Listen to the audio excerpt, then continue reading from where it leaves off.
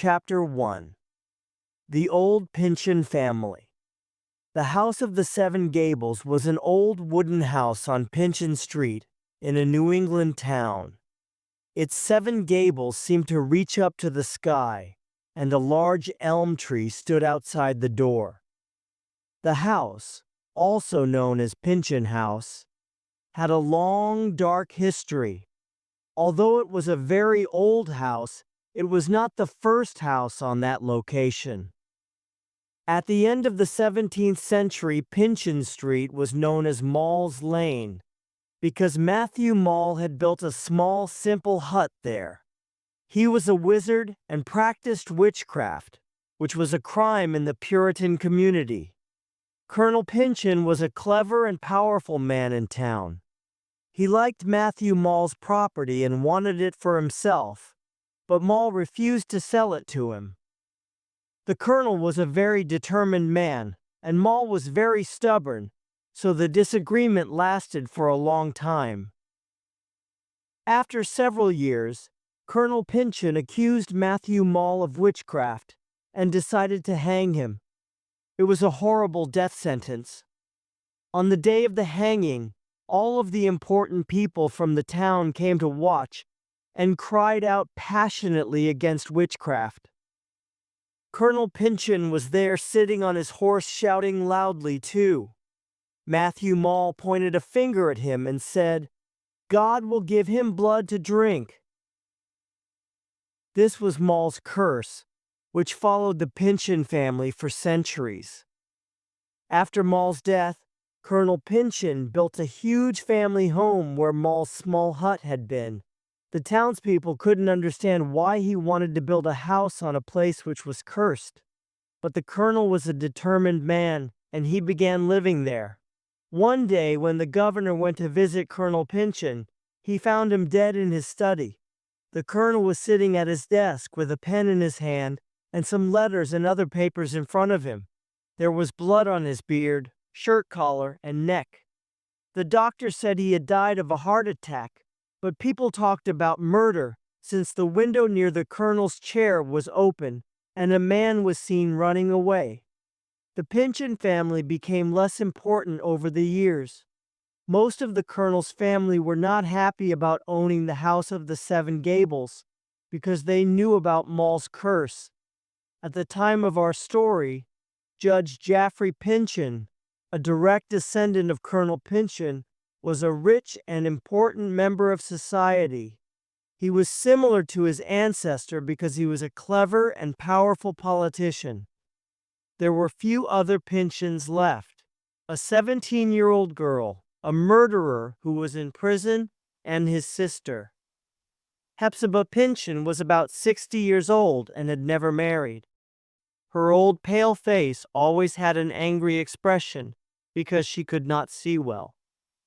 She lived alone in the House of the Seven Gables, except for a young artist who was a lodger in one of the gables.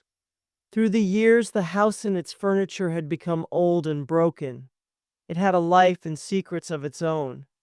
Hepzibah had lived alone for almost 25 years, and she had never worked or socialized with other people. She now needed money and decided to open a shop on the ground floor of the house, where one of her ancestors had also had a shop. She had cleaned the shelves and floor of the old shop and had some flour, sugar, apples, soap, and other things to sell. Working was a loss of dignity for her, and dignity was the only thing that remained in her life. One morning, before opening the shop for the first time, she opened a secret drawer and looked at a miniature of a young man. Tears filled her eyes. Then she went to the dark living room, where she stopped to look at a portrait of old Colonel Pynchon. Finally, she opened the shop, letting in the sunlight for the first time in many years. It wasn't long before her first customer arrived. It was Mr. Holgrave, the young lodger, who offered to help Hepzibah with her preparations.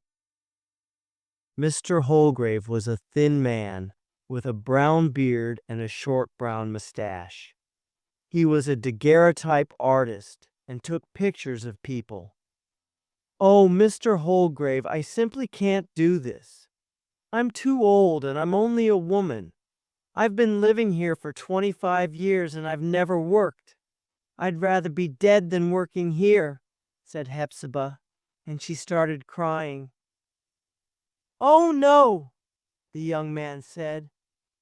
"This is a lucky day for you. Work is important because it gives life a purpose. I wasn't born a gentleman. I've always worked and I'm happy about it."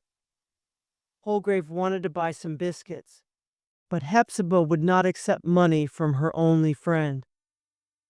He took the biscuits and left. Hepzibah felt happier for a short time. The shop door opened again and Ned Higgins, a young schoolboy, came in. He wanted a biscuit, but Hepzibah did not accept money from her customer. He came back again and asked for another biscuit, and this time Hepzibah took his money, 1 cent. For the first time in her life, she had earned 1 cent. In the afternoon, a tall, well-dressed old gentleman stopped outside the shop window and smiled at Hepzibah, but he did not come in. It was her cousin, Judge Jaffrey Pyncheon, and she did not like him because he looked like her ancestor, Colonel Pyncheon, whose portrait was hanging in the living room. She felt angry after seeing him. Mr. Venner, a strange old man, came to visit the shop. He was well known in the town, and Hepzibah had known him for many years. "I'm glad to see that you're working, Hepzibah. It's good for you. And remember that you should smile at the customers too. It's important." How could she smile when she was so terribly unhappy? "When is he coming home?" Mr. Venner asked. "Who?" asked Hepzibah with a white face. "Ah, you don't want to talk about it. That's all right, but everyone in town is talking. I remember him, you know." "Well, goodbye, Hepzibah." More customers came into the shop during the afternoon, but Hepzibah made a lot of mistakes, and at the end of the day's business there was very little money. That evening, after Hepzibah had closed the shop for the day, a young girl knocked at the front door of the old house. "Who could it be?" thought Hepzibah. "I'm not expecting anyone." She opened the door and saw her cousin Phoebe, a pretty young girl with a bright smile. She lived in the country in New England and was part of the Pyncheon family. "Cousin Phoebe, what are you doing here?" "Didn't you receive my letter?" said Phoebe. "I've come to visit you for a week or two." "Please come in, little Phoebe," said Hepzibah. "You can stay for tonight, but this isn't the right place for you. You're young and cheerful, but this house is dark and cold and sad, and I'm just an old woman." "Oh, Cousin Hepzibah, I want to work and help you with many things. I know you're a good girl, but I must ask the master of the house about this." "Who is the master of the house?" Phoebe asked. "Have you ever heard of Clifford Pyncheon? He's my brother." "Yes, I've heard that name, but isn't he dead?" "Perhaps he was," Hepzibah said sadly. "But in this old house, dead people return." Chapter 2. Young Phoebe. The pale morning light woke Phoebe up. For a moment she didn't know where she was, but then she remembered as she looked around the room at the heavy curtains and tall, uncomfortable-looking chairs. She got up, went to the window, and looked down at the garden, where she saw a tall rose bush. The wonderful smell of roses came in through her window. "What a beautiful garden! I want to look after it," she thought. She got dressed and went to the garden, where she picked some white roses for her room. She moved the furniture around, opened the window, and let the morning light in. The room, which had been gloomy, suddenly looked bright and cheerful. She was ready to go downstairs again when Hepzibah called her. "Cousin Phoebe, come to my room." Phoebe went to her room. "I don't think it's a good idea for you to stay here with me," Hepzibah said. "This house is too sad for a young person." "But dear cousin," Phoebe replied, "I think that we'd live together very happily." "You'd waste away your young days, and anyway, I can't decide who lives at Pinchin House. Its master is coming," Hepzibah said, and she showed Phoebe a small picture of a handsome young man. "He has the sweet face of a child," said Phoebe. "He's Clifford Pinchin," said Hepzibah.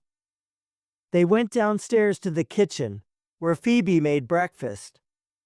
The young girl worked well in the kitchen, and Hepzibah was pleased. During breakfast, the shop bell rang, and Hepzibah put down her cup of tea. "Oh, don't trouble yourself, Cousin Hepzibah," said Phoebe with a cheerful smile. "I'll be the shopkeeper today." "You," said Hepzibah. "What can a country girl know about a shop?" "You'll see how well I do," said Phoebe as she walked out of the kitchen. Hepzibah watched Phoebe working hard in the shop. She could see that Phoebe was a much better shopkeeper than she was. She said, "My dear cousin, you're good in the shop and you're good in the kitchen, so you can stay." "Oh, thank you, Cousin Hepzibah," said Phoebe. Hepzibah looked at her young cousin and thought, "She's not an educated lady, but she's a nice girl." Phoebe worked in the shop all day with customers that came and went. When the shop closed for the night, she said, "Cousin, we need biscuits, fruit, toys, and candy.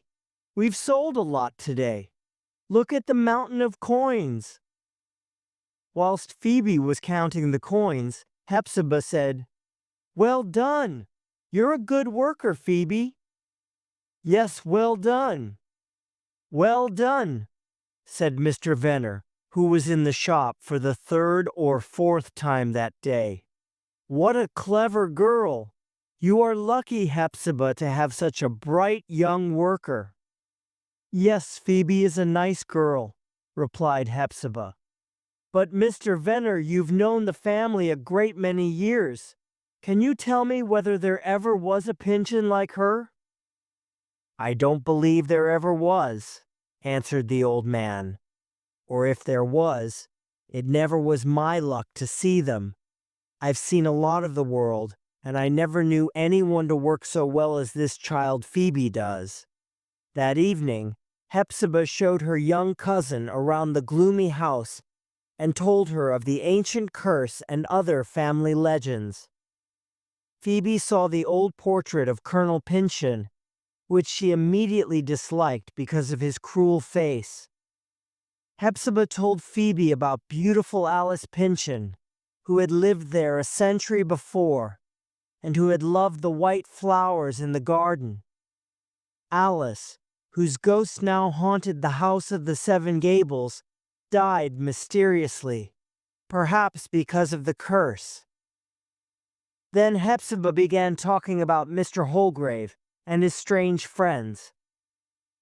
"You know, Phoebe, I think he practices black magic in his room. I'm afraid of him. But if you think he is dangerous, why don't you send him away?" asked Phoebe. "I have thought about it, but he's a kind person, and he's the only friend I have." One day after tea, Phoebe went to the garden and looked at the flowers and vegetables that were growing in the black earth. It was clear that someone looked after the garden. "I wonder who works here," said Phoebe, talking to herself. "It certainly isn't Cousin Hepzibah." "It's me," said the voice of a man behind her. She turned around and saw a handsome young man. "Hello, my name's Holgrave.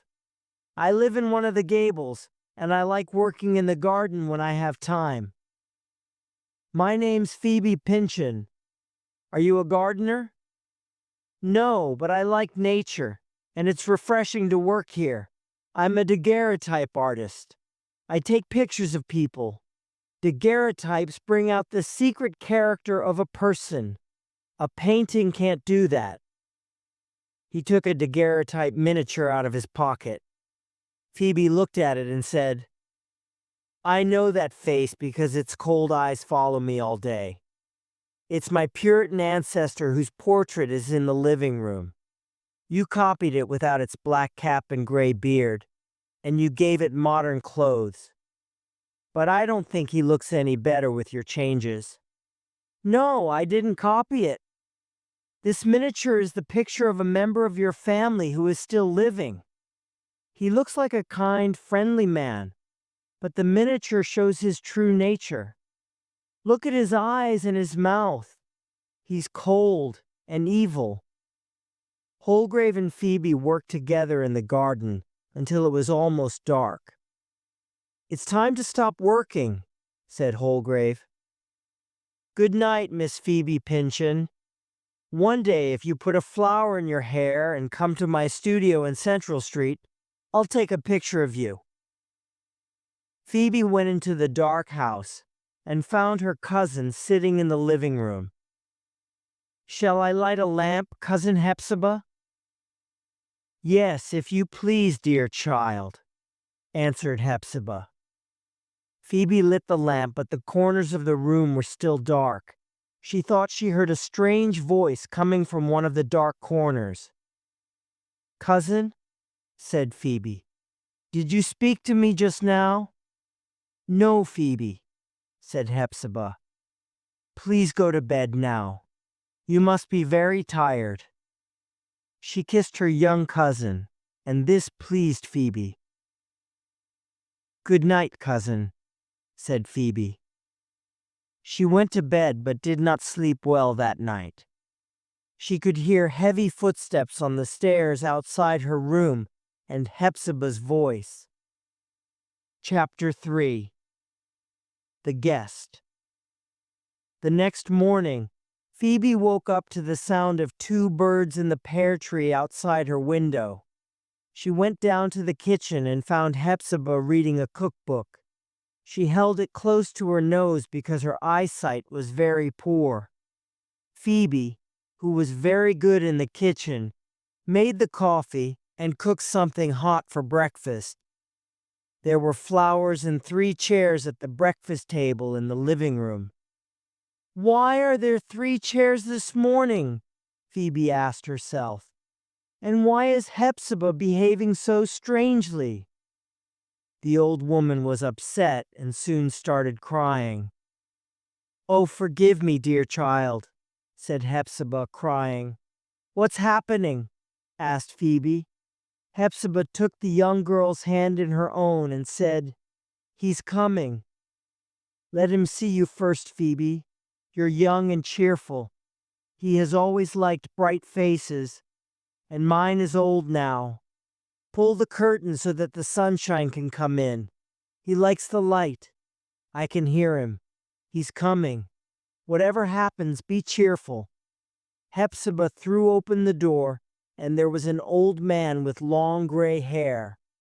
Was this the man in Hepzibah's picture? Dear Clifford, this is our cousin Phoebe Pynchon, said Hepzibah.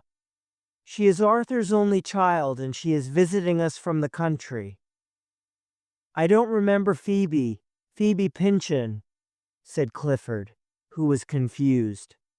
Come, dear Clifford, take this chair, said Hepzibah, leading her brother to his place. Now let's have breakfast. Clifford moved slowly and did not talk much, but he liked the food and the coffee.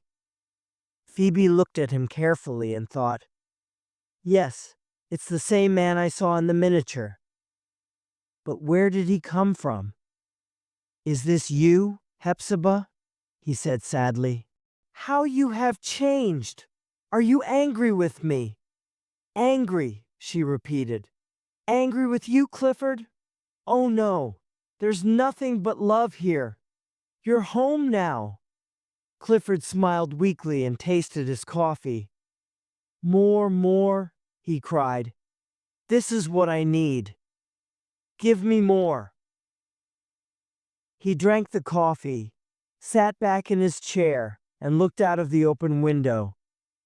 How pleasant! How beautiful! An open window, the sunshine, the flowers. This must be a dream. A dream.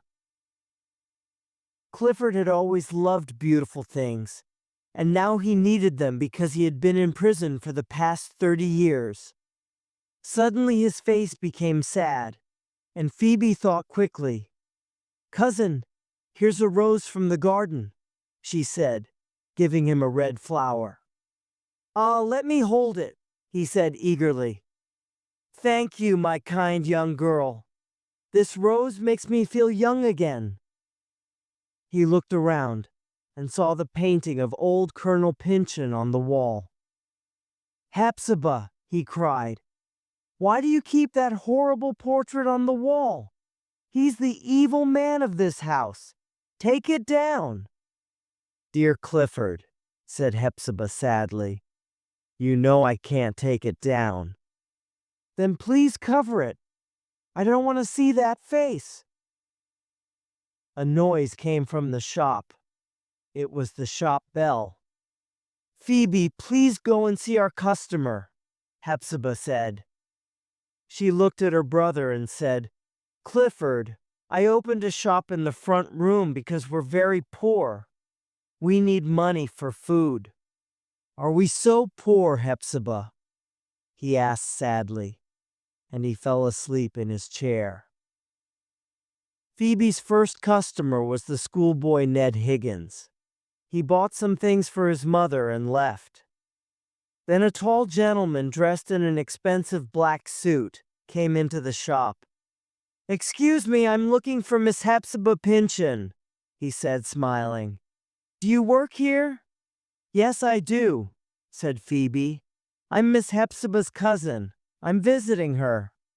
Her cousin, from the country, said the gentleman, smiling. Let me see, you're Phoebe Pynchon, my cousin Arthur's only child. I'm Judge Pynchon, your cousin. He wanted to kiss Phoebe, but she moved back. Why? Then suddenly she remembered that he was Judge Pynchon, the man in Mr. Holgrave's daguerreotype. He was the man with old Colonel Pynchon's face. The old colonel had been a greedy, cruel man, and the judge had the same characteristics as his ancestor, although he tried to be friendly. Is something wrong? The judge asked. Are you afraid of anything? Oh no, Phoebe said nervously. You came to see Cousin Hepzibah.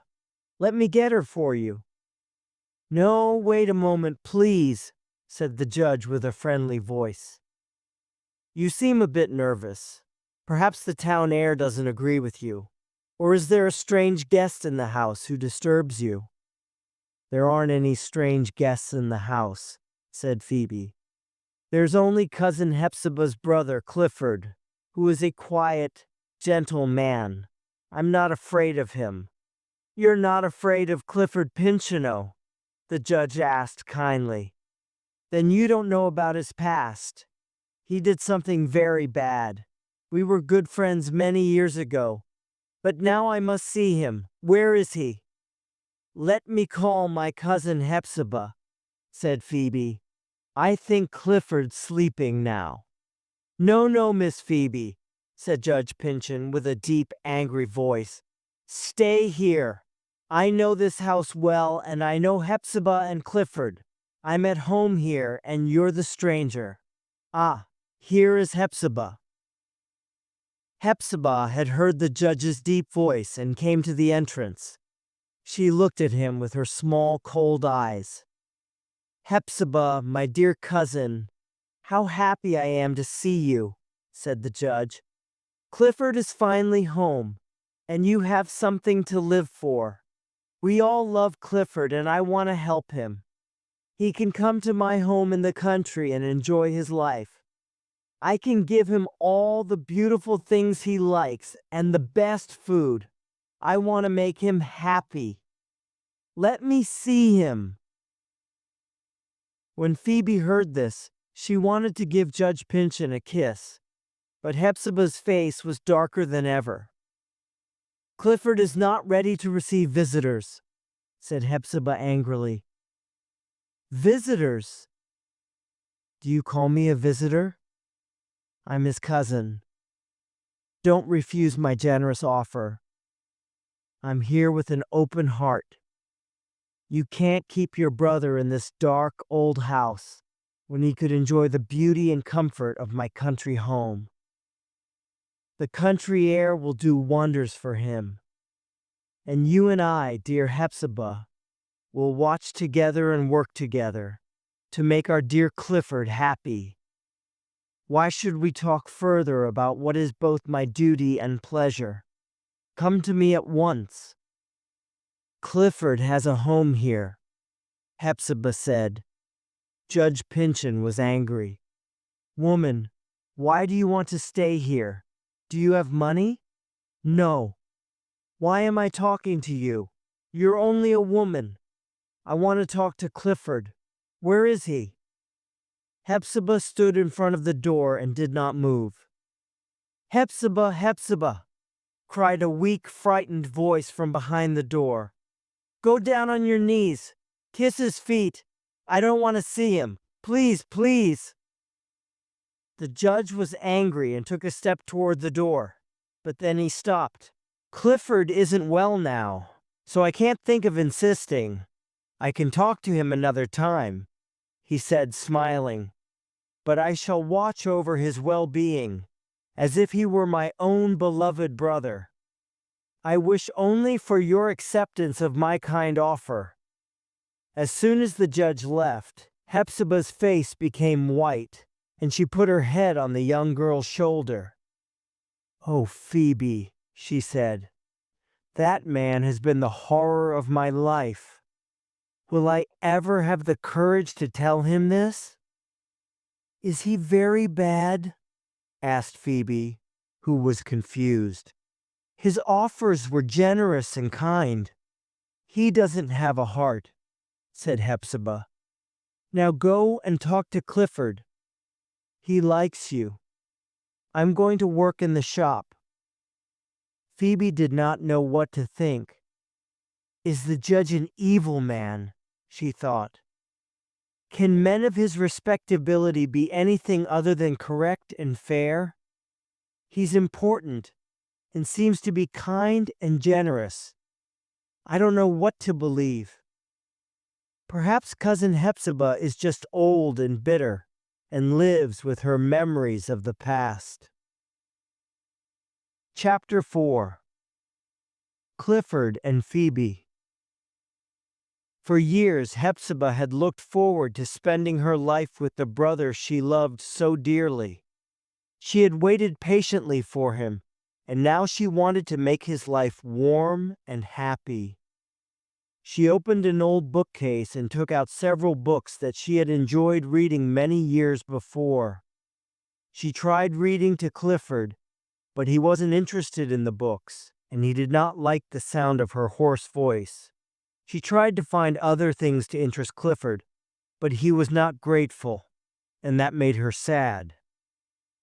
But worst of all, Clifford did not like Hepzibah's appearance.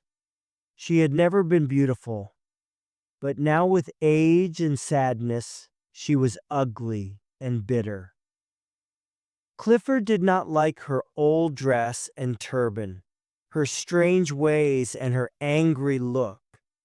He liked beautiful things, and Hepzibah knew it.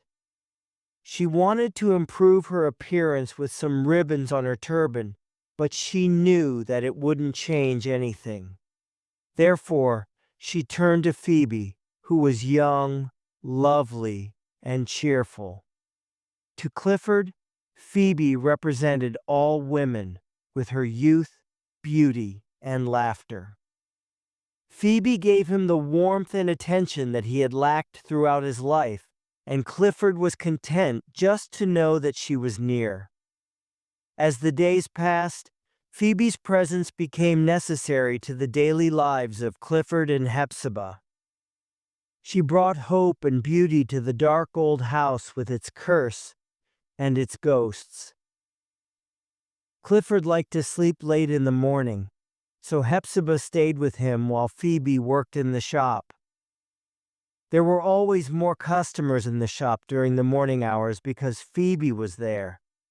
In the afternoons, Hepzibah worked in the shop, and Phoebe stayed with Clifford. She often took him into the garden, where they talked about flowers and things of beauty. Clifford had forgotten about the wonders of nature, the flowers, the vegetables, the birds, but he rediscovered them. Phoebe also read to him with her musical voice. It was not easy for Phoebe to understand this childlike man with a mysterious and terrible past and no future. All he had was the present. On Sundays in the summer, Phoebe, Hepzibah, Clifford, Mr. Holgrave, and Mr. Venner always met in the garden and enjoyed the flowers, the sunshine, and the conversation. One Sunday, while they were all talking in the garden, Mr. Venner said, "Miss Hepzibah, I'd like you to come and visit my house in the country." "Mr. Venner is always talking about his house in the country," said Clifford. "Everyone would like to have a house in the country," said Phoebe. Phoebe and Clifford did not always go to the garden. Sometimes Phoebe used to take him upstairs to a room with a big window. Phoebe wanted him to look at life outside the house of the seven gables. The window looked down onto the street. Phoebe opened it, and Clifford watched the street. He spent a lot of time sitting by this window, and he saw how everything was different in Pinchin Street now. He saw people coming and going and children playing games. He liked children because he was like a child. The noise of the train frightened him, but other things made him smile. When the organ grinder made music in the street, Clifford was delighted and said, "I can hear music! Beautiful music!" The organ grinder had a monkey on his shoulder. It went up to the people and held out its hat, waiting for them to give it some money. Clifford moved closer to the window because he wanted to see the people walking to the sound of the music. "Now I'm going to walk with them," Clifford decided. He stood in front of the open window and started to climb out. When Hepzibah saw him, she screamed, and Phoebe pulled him back. Hepzibah started crying. "Clifford, are you mad?" cried his sister. "I don't know," Clifford said calmly. "I wanted to walk with the people." Clifford needed to be part of human life. Up until now, he had just been a frightened spectator. One Sunday morning, Phoebe was getting ready to go to church. The church bells were ringing loudly, calling out to the people. When Phoebe went out, Clifford and Hepzibah were sitting at the window watching her and the neighbors walk towards the church. Phoebe turned around and waved at them. "Hepzibah, do you ever go to church?" asked Clifford. "No, Clifford," she replied. "I haven't been for many, many years. I'd like to go to church because other people are there. I think I could pray with them," said Clifford. Hepzibah looked into his eyes, and she suddenly felt great affection for her brother. She wanted to take his hand and go to church to be among people, and with God again after so many years. She said, "Dear brother, let's go. We don't belong anywhere, but let's join the others and pray." So they put on their best old clothes and went downstairs together.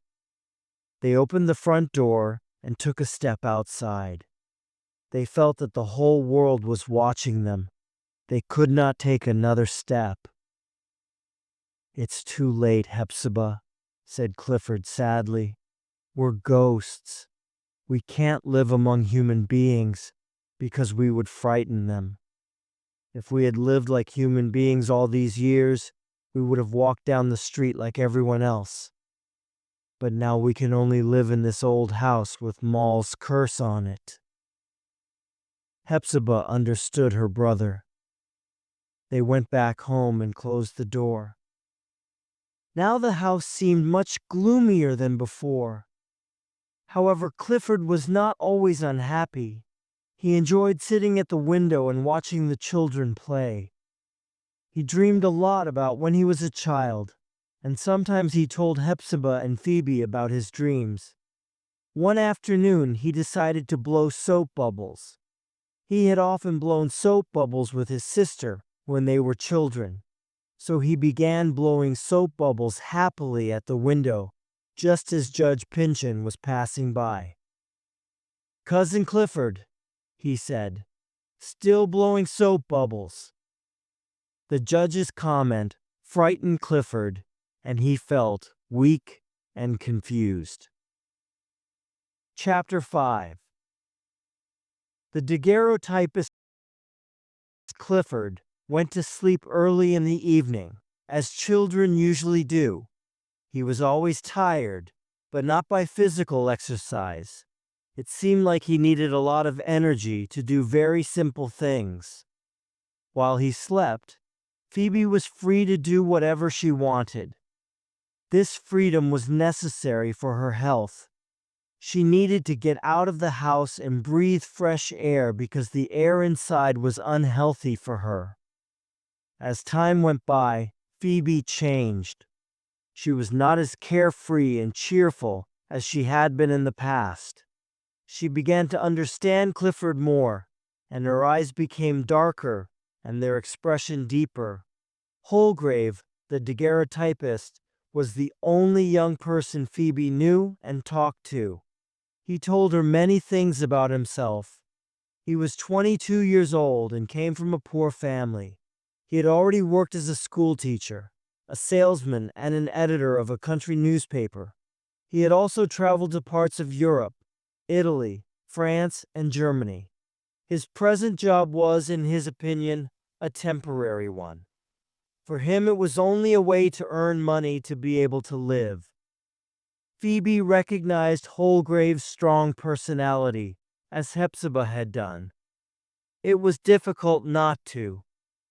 But he did not like or respect traditions, and felt that new ideas should take their place. And this sometimes worried Phoebe.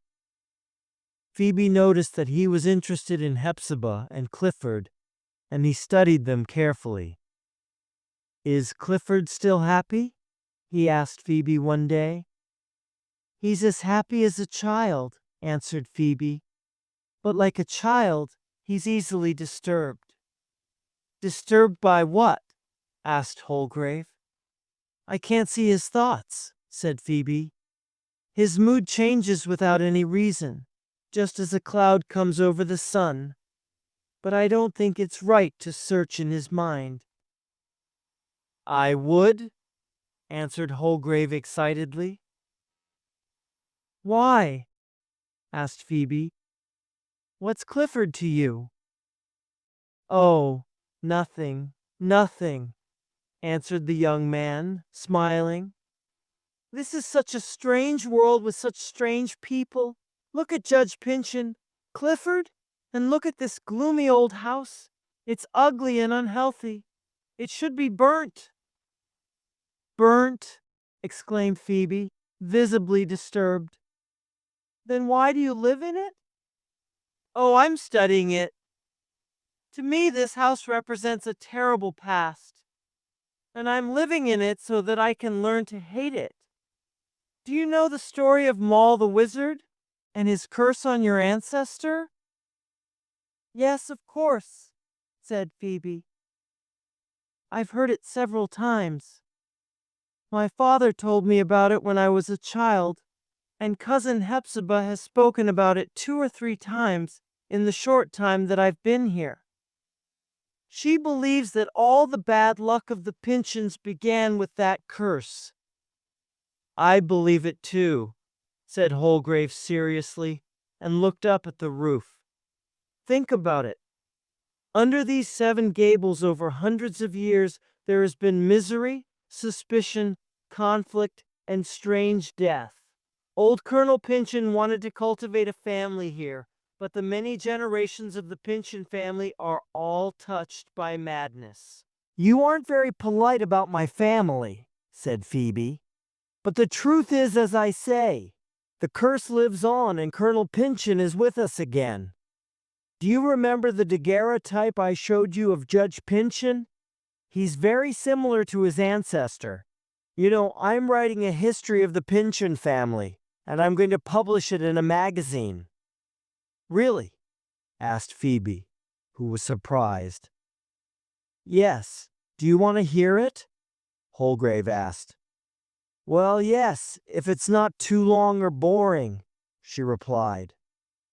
Holgrave went to get a notebook and started reading it out aloud to Phoebe. It was a long story about beautiful Alice Pynchon and her meeting with a descendant of the Mall family who put a mysterious spell over her. It seems that she was a victim of this spell and died mysteriously at a young age. In the story, Holgrave also talked about a hidden map and a deed for land in the eastern part of Maine.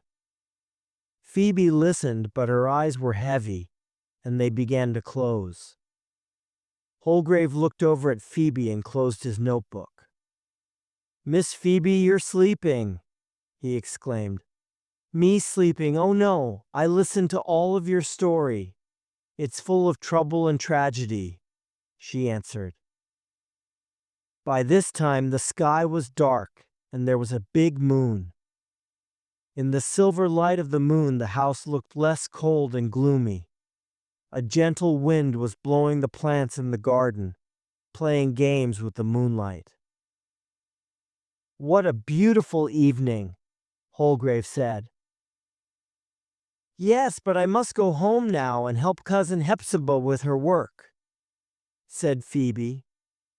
Miss Hepzibah told me you're going to the country tomorrow. Only for a few days. My cousins need me here. I feel that this is my home now. Yes, you're the only light in this gloomy house. Miss Hepzibah has lost all contact with society. She's already dead. And your cousin Clifford is too. If you go away, neither will survive. They both exist because of you, Phoebe. How very sad, said Phoebe slowly. But I want to help them as much as possible. You know, Mr. Holgrave, sometimes I think that you don't like them and don't care about them. You don't understand. I do care about Miss Hepzibah and Clifford, but not in the way you do. I don't want to help them, but I don't want to hurt them either. I only want to watch them, to study them, to understand the tragic life that has gone on in this cursed house for almost 200 years. I'm only a spectator, but I feel the end is near for them. I'd understand if you spoke more clearly, said Phoebe, who was disturbed. And I wish you were more of a human being. How can you watch people suffer without wanting to help and comfort them? This old house is like a theater for you, and Hepzibah and Clifford are the actors of a tragedy. I don't like this, Mr. Holgrave.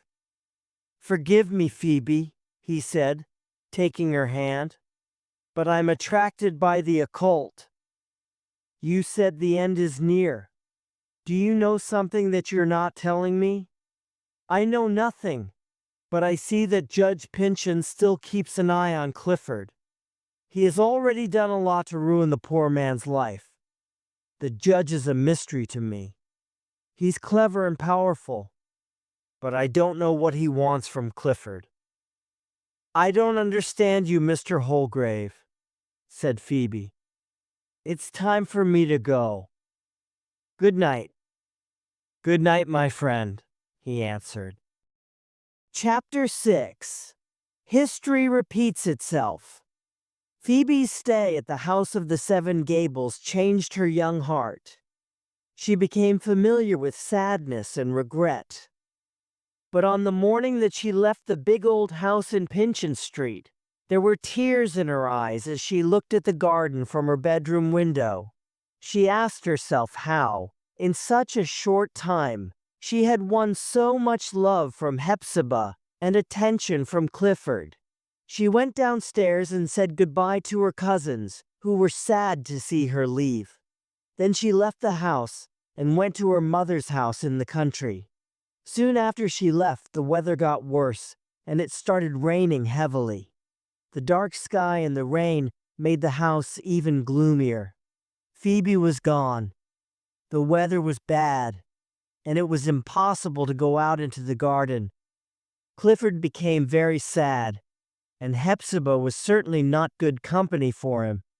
To make things worse, the shop lost many of its customers. One day Judge Pinchin came to visit the shop. "How are you, Cousin Hepzibah? And how's dear Clifford?" he asked with a friendly smile.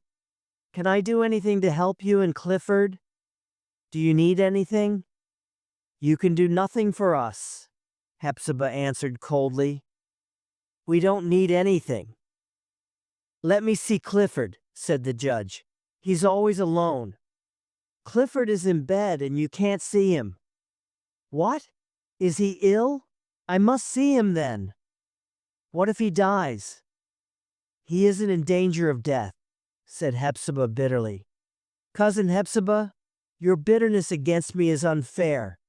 You know nothing about my kind and generous heart. I want to help dear Clifford. I'm not his enemy. I'm his friend." "In God's name, you can't say these false things," cried the old woman angrily. "You hate Clifford. Have the courage to say it. You put Clifford in prison and ruined his life." Hepzibah finally had the courage to speak the truth. Judge Pinchin remained calm and said, "Are you too blind to see the truth? Remember, Hepzibah, I opened the prison door for him. I set him free, and now I can decide whether he will remain free." Hepzibah's face became white. "What do you mean? What do you want from Clifford? Why can't you just leave us to continue our lives?" The judge looked at his cousin with cold eyes. "Before my uncle's death, Clifford told me he knew where the secret map and land deed were hidden. Whoever finds the secret map and land deed will become very, very rich. The papers belong to my uncle, and so they're mine. Clifford knows this secret, and he must tell me." Clifford. Clifford know of any hidden wealth? "Clifford have the power to make you rich," cried Hepzibah with a sense of ridicule. "But why would he have hidden it for so long? And what if he refuses to tell you?" "My dear cousin," said the judge calmly, "I've watched Clifford's strange behavior since he returned from prison, and your neighbors have noticed it too. If he refuses to tell me his secret, I'll send him to a mental hospital for the rest of his life." "I don't believe it," cried Hepzibah. "Cousin Jaffrey, you are mentally ill, not Clifford. Where is your heart? You are an old man. The hair on your head is white. Why do you want more money? You are already very rich, but you are horribly greedy. You want to do the same thing your ancestor Colonel Pinchin did hundreds of years ago. You want to hurt a poor person who has already suffered a lot because you are so greedy." "Woman, you don't know what you're saying," said the judge loudly. "Now I must either see Clifford or I must do something worse. You are responsible for your brother's future." "You have no pity," cried Hepzibah. "Clifford isn't mad, but if he meets you, he could become mad. However, I'll call him now. Be kind to him. Remember, Jaffrey Pinchin, God is watching you." The judge followed his cousin from the shop into the living room, where he sat down in an old chair. The chair had been in the old house since it was built, and many of the judge's ancestors had sat in it before him. He took out his pocket watch and held it in his hand, wondering how much time would pass before Clifford appeared. Hepzibah went to look for Clifford with a heavy heart. The house had never seemed so miserable to her. Judge Pinchin's energy, intelligence, and greed had left her without hope. She had a strange feeling about the three of them, the judge, Clifford, and herself, being in the house together. She felt nervous, and before going to her brother's room, she stopped at the window and looked down at the street. She saw the wet street and a carriage traveling on it.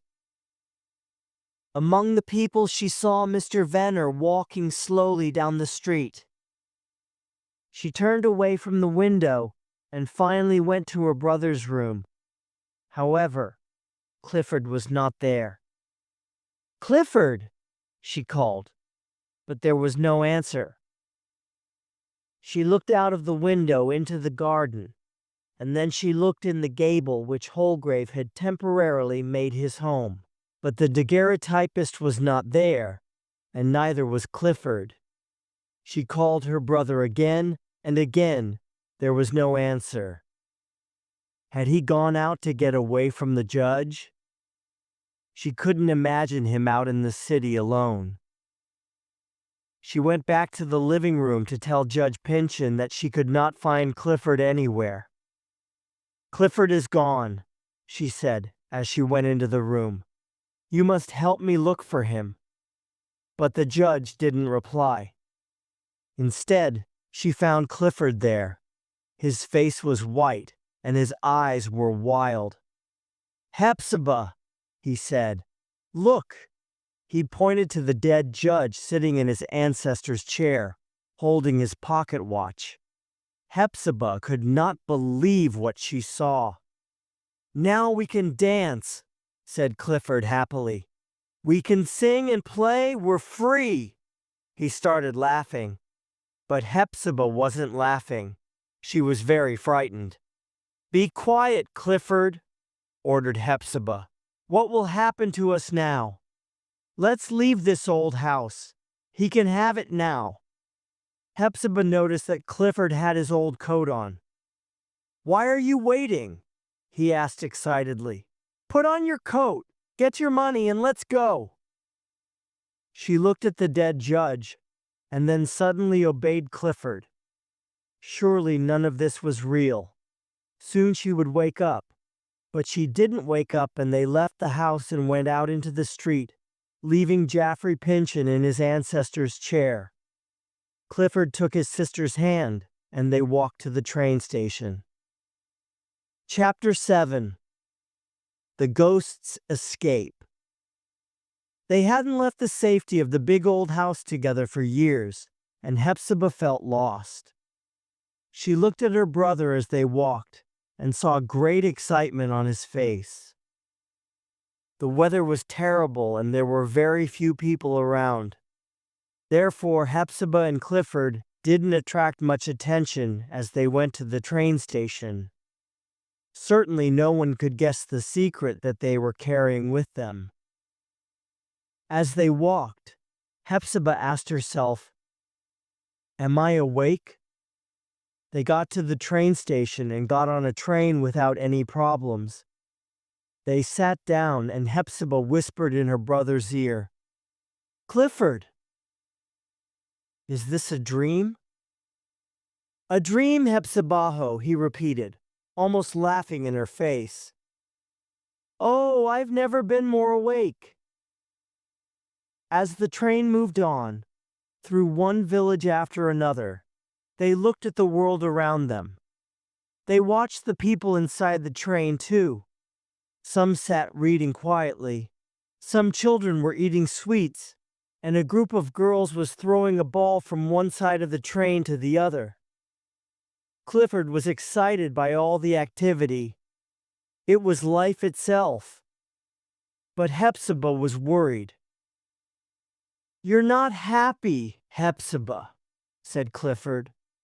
You're thinking about that gloomy old house and Cousin Jaffrey, but now we're free. We're out in the world, in the middle of life. Let's be happy." When they were in the big old house, Hepzibah had looked after her brother, but now Clifford was in charge. The conductor passed by, and Clifford gave him some money. "Where are you going?" asked the conductor.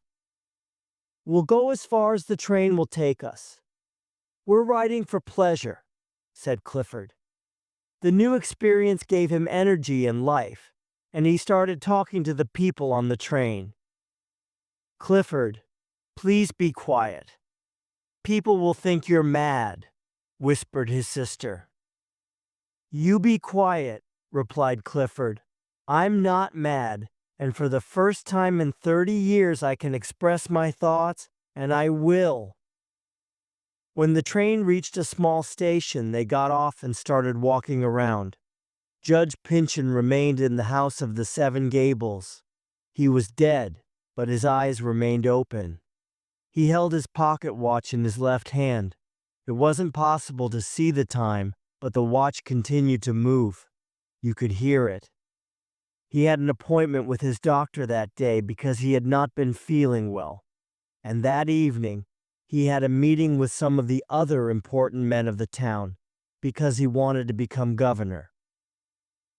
The next morning, Mr. Venner woke up early and went to the shop on Pynchon Street, but it was closed. Another woman came to the shop hoping to find Hepzibah. "Good morning, Mr. Venner," said Holgrave, looking out of the window of one of the gables. "I'm glad to see you, Mr. Holgrave," replied Mr. Venner. "There's a strange, lonely air around this house today. Where is everyone?" "I don't know," said Holgrave. Is very strange."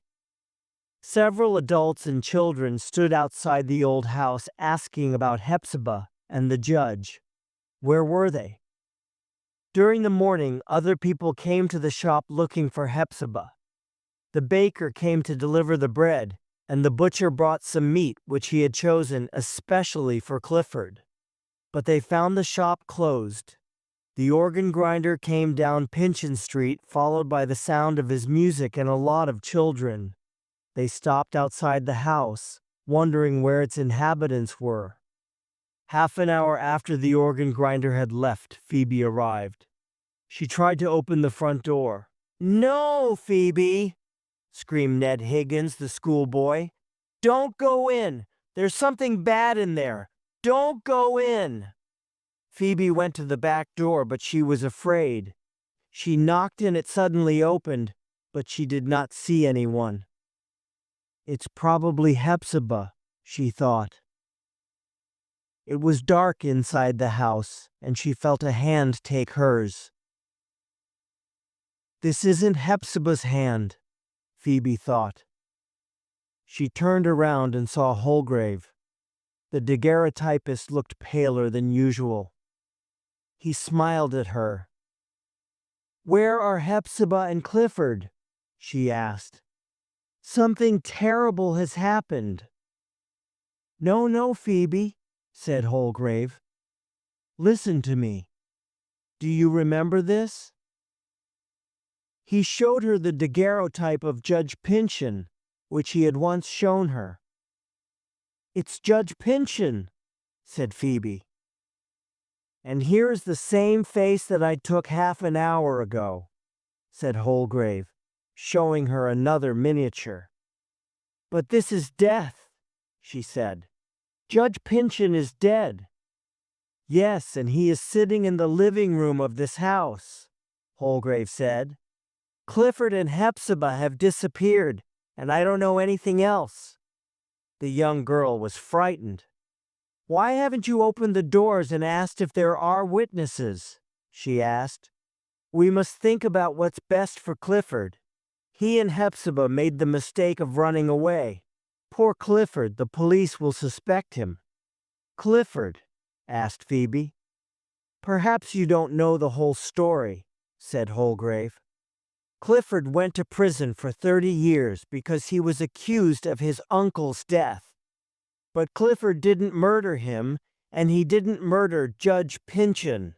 You see, old Colonel Pynchon, Clifford's uncle, and Judge Pynchon all died in the same way because they all had the same problem: a bad heart. That was Moll's curse. "Then Clifford is innocent," cried Phoebe. "We must tell everyone. Let's open the doors and tell our neighbors the truth." "You're right, Phoebe," said Holgrave, but he did not move. He looked at Phoebe lovingly and said, "The presence of a dead man in this house threw a great black shadow over everything. The world looked evil and unfriendly, and my past life seemed dark and lonely. My future seemed sad and hopeless. But then you came into the house this morning and brought warmth and hope. Dear Phoebe, I love you."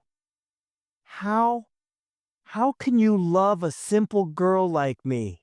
asked Phoebe, looking at Holgrave. "You are my only happiness," answered Holgrave. "Do you love me, Phoebe?" "Look into my heart," said Phoebe. "You know I love you." At that moment, everything was beautiful and hopeful for the two young people. Chapter 8. The portrait. Phoebe and Holgrave remained in the room until they heard a noise. "Someone's at the door," whispered Phoebe.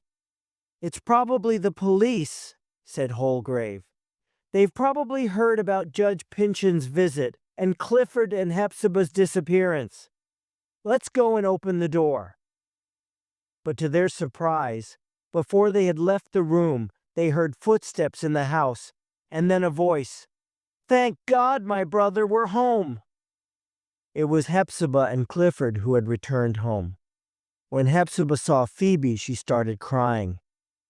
"It's our little Phoebe and Holgrave, too," Clifford said, smiling happily. The police and the doctors who later investigated the case agreed that the judge had died of a heart attack. Therefore, Clifford was not suspected. The people talked about his death for many days, and both good and bad things were said. Interestingly, the people discovered much more about the judge, his personality, and his life now that he was dead. However, the murder of Judge Pynchon's uncle more than 30 years earlier was still not clear. It seemed as though somebody had been into his apartment and stolen some money and other valuable articles. They had also found a bloody handprint on the old man's bedsheet. Clifford had spent 30 years in prison for this murder. But was he guilty?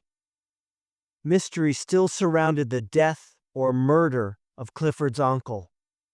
Holgrave was able to find out more about the case.